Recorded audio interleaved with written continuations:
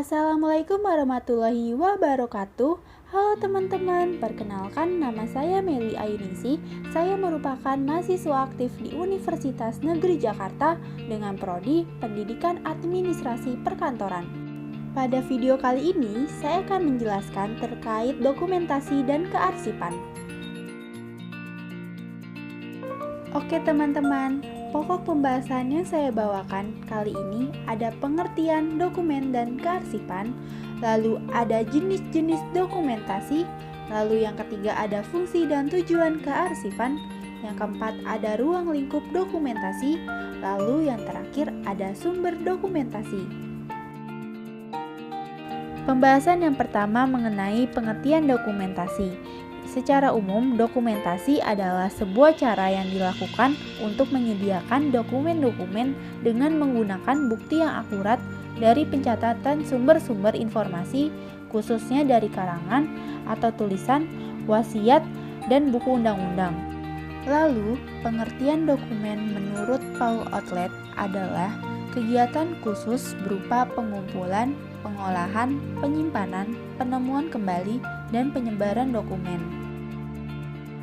Lalu, menurut Federation International Documentation adalah pekerjaan pengumpulan, penyusunan, dan penyebarluasan dokumen dari segala macam jenis lapangan aktivitas manusia. Pembahasan yang selanjutnya yaitu mengenai pengertian kearsipan. Menurut etimologi, pengertian arsip secara etimologi berasal dari bahasa Yunani, yaitu artium, yang artinya peti untuk menyiapkan sesuatu. Menurut De Liangji, dalam bukunya Administrasi Perkantoran Modern, arsip adalah kumpulan warkat yang disimpan secara teratur, berencana, dan mempunyai surat kegunaan agar setiap kali diperlukan dapat cepat ditemukan kembali. Menurut Reed Engin, dalam bukunya Record Management, arsip adalah informasi yang disimpan dalam bentuk dan karakteristik apapun, dibuat atau diterima oleh organisasi sebagai bukti kegiatan serta memiliki nilai dalam jangka waktu tertentu. Menurut Amsyah, dalam buku Manajemen Sistem Informasi, arsip adalah setiap catatan yang tertulis, tercetak, atau ketikan dalam bentuk huruf, angka, atau gambar yang mempunyai arti dan tujuan tertentu sebagai bahan komunikasi dan informasi yang terekam pada kertas, kertas fotokopi, dan kertas film. Jenis-jenis dokumen dapat ditinjau dari berbagai macam segi, diantaranya dari segi pemakaian, dibagi menjadi 4. Yang pertama ada dokumen pribadi, surat berharga yang dapat digunakan sebagai alat pembuktian peristiwa penting yang berkaitan dengan data pribadi. Contohnya akte kelahiran, KTP, dan SIM. Lalu yang kedua ada dokumen niaga, surat berharga yang dapat digunakan sebagai pembuktian peristiwa penting yang berkaitan dengan transaksi perdagangan. Contohnya kwitansi, cek, dan saham. Lalu yang ketiga ada dokumen sejarah, surat berharga yang dapat digunakan sebagai alat pembuktian peristiwa yang terjadi di masa lalu. Contohnya naskah proklamasi.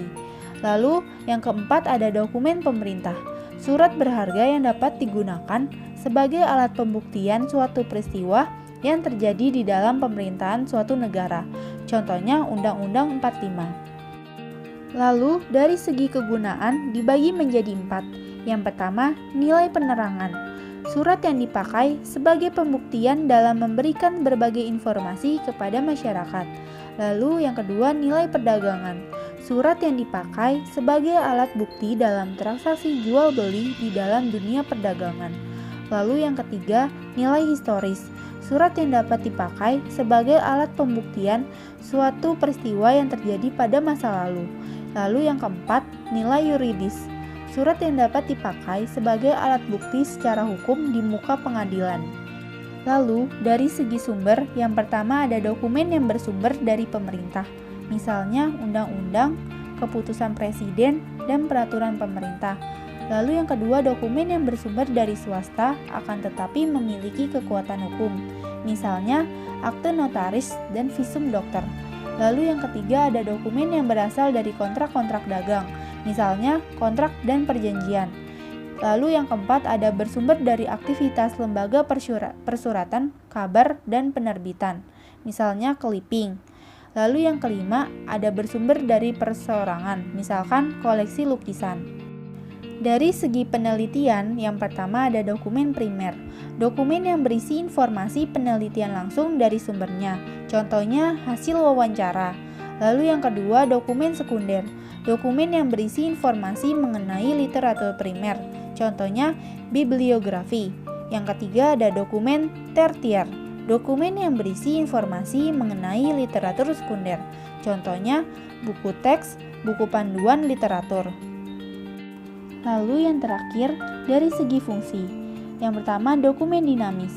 Dokumen yang masih dapat dipakai secara langsung dalam proses penyelesaian pekerjaan.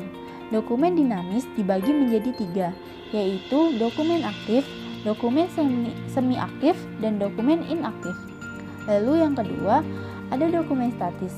Dokumen statis dibagi menjadi 3, dokumen korporal, dan yang kedua dokumen literal, dan ketiga ada dokumen privat. Oke, kita masuk ke pembahasan yang selanjutnya, yaitu fungsi dan tujuan kearsipan. Fungsi kearsipan yaitu yang pertama adalah sebagai alat penyimpanan warkat, lalu yang kedua sebagai alat bantu perpustakaan, khususnya pada organisasi besar yang menyelenggarakan sistem sentralisasi, lalu yang ketiga sebagai alat bantu bagi pimpinan dan manajemen dalam mengambil keputusan, lalu yang keempat adalah sebagai alat perekam perjalanan sebuah organisasi. Lalu yang terakhir yaitu untuk mengefektifkan dan mengefisienkan pekerjaan. Lalu tujuan kearsipan dibagi menjadi 2. Yang pertama sebagai bahan pertanggungjawaban perusahaan tentang pelaksanaan dan pengolahan perusahaan perlu untuk mempersiapkan bahan pertanggungjawaban tersebut bagi perusahaan. Lalu yang kedua, agar unit-unit kerja tidak dibebani dengan penyimpanan arsip yang tidak perlu lagi. Sumber dokumentasi dibagi menjadi 5. Yang pertama, ada perorangan atau pribadi. Dokumen yang berasal dari perseorangan seperti kumpulan surat-surat R.A. Kartini yang selanjutnya dibukukan. Lalu yang kedua ada lembaga tertentu, seperti dokumen-dokumen yang berkaitan dengan ilmu pengetahuan terdapat di LIPI. Lalu yang ketiga, aktivitas pemerintah yang meliputi undang-undang, peraturan pemerintah, dan peraturan menteri. Lalu yang keempat ada aktivitas halayak ramai, dokumen kebudayaan, ekonomi, hasil-hasil penelitian para ilmuwan atau kedokteran. Lalu yang kelima ada aktivitas dunia pers atau jurnalis, misalkan berita yang dapat dihimpun dibuat menjadi clipping. Selanjutnya, pembahasan yang terakhir yaitu ruang lingkup dokumentasi yang terdiri dari 3 bidang.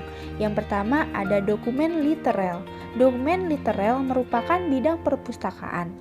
Dokumen ini merupakan kegiatan pengumpulan buku, majalah, koran, brosur, dan bahan pustaka lainnya yang disusun menurut sistem tertentu agar pengunjung lebih mudah mencari bahan yang diinginkan serta diperlukan. Lalu yang kedua ada dokumentasi korporil. Dokumen korporil merupakan bidang permusiuman. Dokumen ini merupakan kegiatan mencari, pengumpulan tulisan-tulisan kuno, fosil-fosil, arca, dan benda-benda kuno yang disusun berdasarkan sistem tertentu. Lalu yang ketiga ada dokumen privat. Dokumen privat meliputi bidang kearsipan. Dokumentasi ini merupakan kegiatan pengumpulan warkat-warkat, arsip-arsip, atau surat menyurat lainnya yang berguna dan disimpan menurut sistem tertentu agar bila diperlukan mudah ditemukan. Segitu saja penjelasan dari saya, kurang lebihnya mohon maaf. Semoga apa yang saya jelaskan dapat bermanfaat. Terima kasih telah menonton video ini. Wassalamualaikum warahmatullahi wabarakatuh. Dadah.